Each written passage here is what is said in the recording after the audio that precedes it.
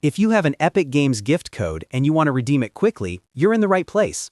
In this video, I'll walk you through the exact steps to redeem your Epic Games gift code using either the Epic Games launcher or the Epic Games website. This is a simple process, but I'll show you each step clearly so you can avoid mistakes and get your reward added to your account without any confusion.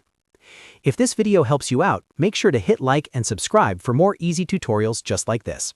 Alright, let's jump in. First, open the Epic Games launcher on your computer, or go to the Epic Games website in your browser. Once you're there, make sure you're logged into the account where you want to claim the gift code. This is important because once the code is redeemed, it will be attached to that account. After you're signed in, look to the top right corner of the screen and click your profile icon. This will open a menu with account options. From that menu, find and select Redeem Code. This is the option you need to start the code redemption process. Now you'll see a redemption page or box where you can enter your gift code. Carefully type or paste in the code exactly as it appears.